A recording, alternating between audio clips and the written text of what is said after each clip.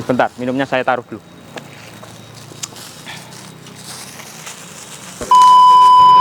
Oke, kali ini kita ada Honda BR-V keluaran tahun 2018, varian paling tinggi E-Prestige atau E-Prestige.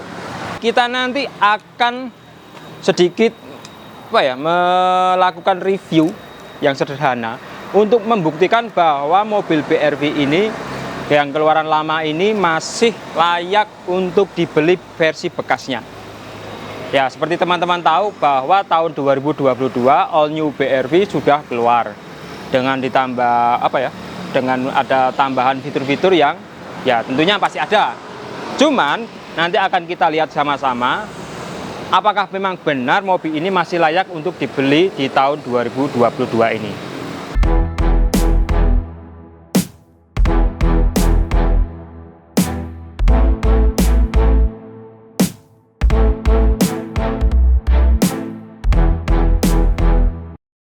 Kita sudah ada di dalam kabin Honda BR-V lama. Wah, gua apa tuh ini?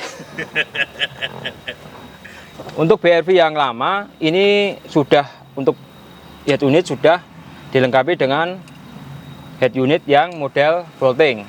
Untuk versi yang lama, ini masih belum support Apple CarPlay, jadi masih cuman Android gitu kan. Nah, untuk versi yang generasi yang terbaru, sepertinya sudah dilengkapi dengan Apple CarPlay. Kalau ini masih Android ini kan. Kemudian pengaturan AC yang sudah digital, yang pencet-pencet. Tapi kalau untuk ini, untuk ventilasi masih menggunakan model lama, yaitu model geser. Jadi belum digital.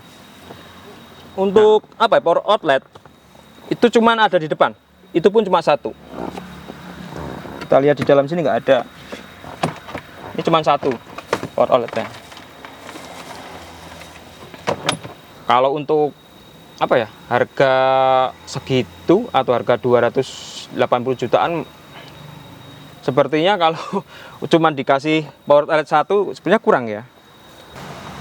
Kalau untuk dari segi ini tempat penyimpanan udah lumayan banyak. Di sini ada tempat penyimpanan, di pintu juga sana juga ada tempat penyimpanan, di tengah ada. Terus ini juga ada tempat penyimpanan di sini. Kalau untuk speedometer masih monokrom, tapi walaupun masih monokrom sudah enak dilihat. Kemudian di bagian setir dilengkapi dengan ini sound control untuk tombol-tombol untuk pengaturan head unit. Untuk bagian kanan masih kosong. Dan kemudian untuk setir masih cuman dibekali dengan tilt. Nih, belum ada teleskopik. Oke, untuk ini sun visor masih belum ada lampunya. Ini masih kaca biasa, belum dilengkapi lampu buat ini mengaca. Lampu depan juga masih bolam kan. Belum LED. Kalau pengaturan jok ini walaupun versi yang terbaru juga tahun 2022 juga masih versi manual ya, belum pengaturannya belum ada yang elektrik. Nah, untuk BR-V ini dibekali dengan electric track, kemudian electric mirror juga ada. Ini auto lock. Ya, fitur standar lah. Kemudian di sini ada stability control.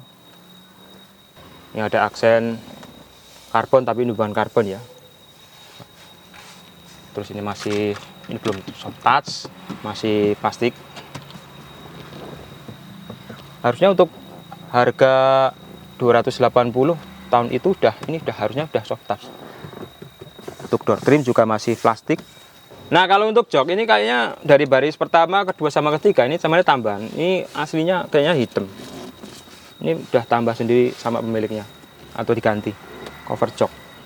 Nah, untuk kebetulan kan ini varian paling atas. Untuk transmisi ini menggunakan transmisi otomatis CVT. Kalau untuk parking brake masih menggunakan tangan, belum ada yang ini tombol. Nah, untuk baris kedua, untuk bagian atas ini udah dilengkapi dengan double blower. atau di sini blower AC. Dan ini kayaknya harusnya wajib. Kemudian untuk pengaturan jok, misalkan ini sebentar saya majukan dulu jok depan. Nah, sedikit lebih maju. Ini posisi paling belakang yang paling mentok. Sebenarnya kalau ini nggak dimajukan pun sebenarnya udah lega. Posisi duduknya udah lumayan enak. Kemudian untuk ini tempat penyimpanan botol minuman, ini udah ada 2. Di situ juga ada 2. Terus ya seperti saya bilang di awal tadi, kalau di tengah ini juga nggak ada power outlet karena power outlet cuma ada di depan. Apalagi di belakang sama sekali nggak ada.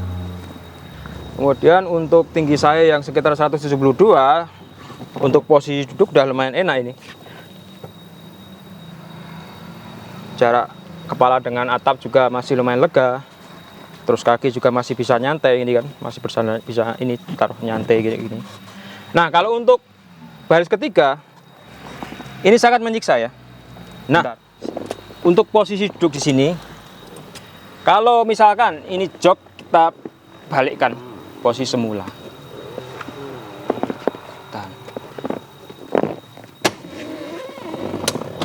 Ini sudah lumayan sempit ya. Tapi yang jadi masalah atau masalah utamanya, ini posisi duduknya benar-benar posisi duduk yang nggak ideal. Lutut keangkat, punggung ini tegak sekali.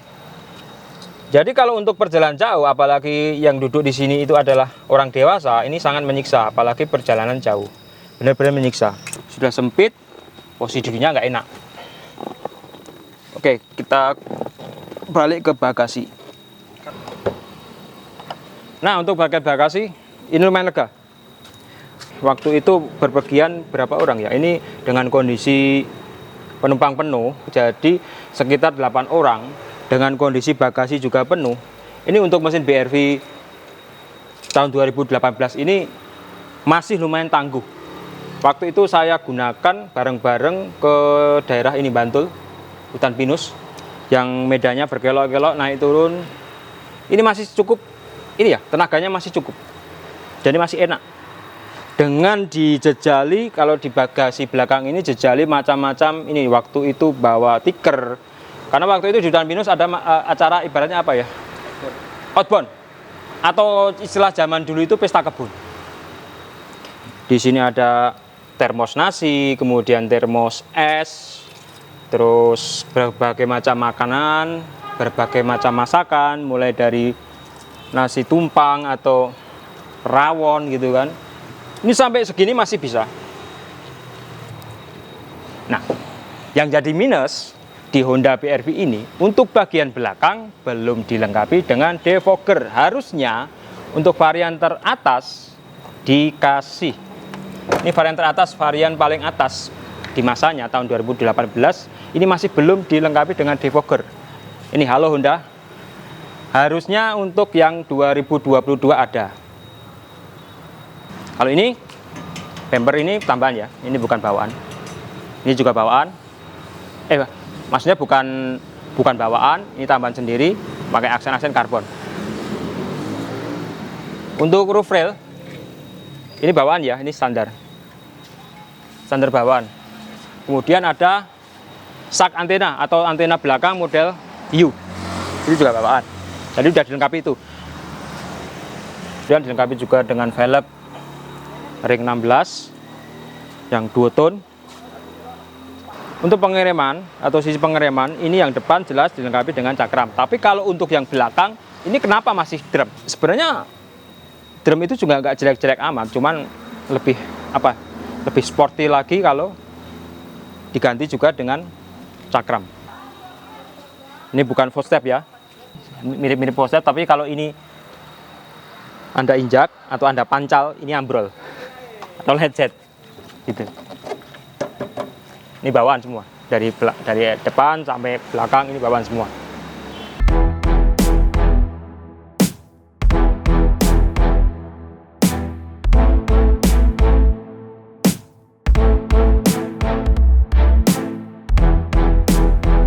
Oke, sekarang kita sudah ada di dalam kabin Honda BRV. Kalau dari luar lihat BRV liwat itu sepertinya kalau ngerasain di dalam itu perasaannya kalau dari luar itu kayak apa ya, limbung. Cuman kalau udah masuk dalam, kalau benar-benar udah di belakang setir itu rasanya beda. Jadi mobilnya enak. Terus yang paling istimewa lagi kalau menurut saya itu kekedapannya ini sudah lumayan bagus ini. Jadi kalau suara luar itu cukup nggak kedengeran, lumayan. Tapi kalau untuk suara ban ya masih kedengeran sedikit. Cuman kalau untuk suara motor, suara truk aja kalau kita ngelanggar menyalip truk itu nggak kedengaran suara diesel. Tapi anehnya kenapa suara ban masih masuk ya? Sekarang kita coba di Jalan Solo Jogja. Jalan Solo Jogja itu relatif halus ya, relatif lancar, relatif halus, juga nggak ada lubang. Nah ini lumayan macet. Jadi untuk manuver, untuk kelak-kelok itu masih lincah ya. Nggak seperti yang dibayangkan kalau kita lihat dari luar. Honda BR itu pasti bantingannya kaku, bantingan kaku, terus kurang luas. Tapi kalau udah masuk kabin, udah di belakang sopir kemudi langsung, itu beda. Ini kita sekarang langgar truk aja. Ini suara truk ini hampir gak kedengeran. Oh, kedengeran ding. Karena ngeses.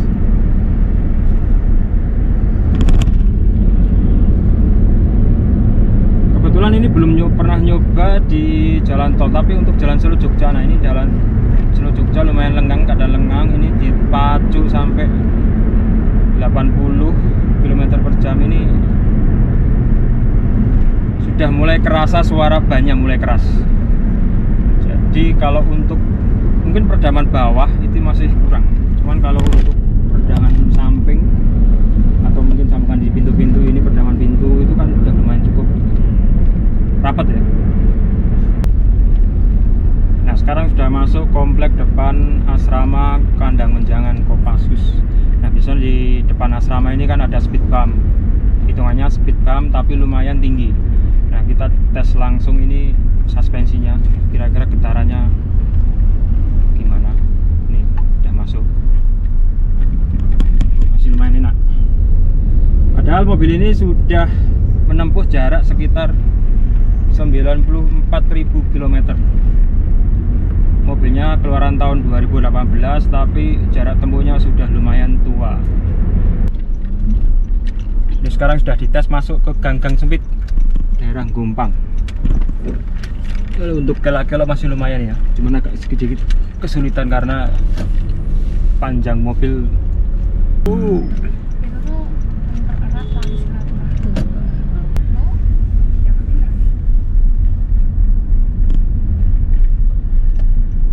Untuk konsumsi bahan bakar ya tadi sempat dicek. Ini kalau untuk mengemudi dalam kota nembus kemacetan dapat 12 km per liter. Cuman nggak tahu ini akurat atau enggak. Tapi untuk mobil dengan cc 1500 agak sulap ini.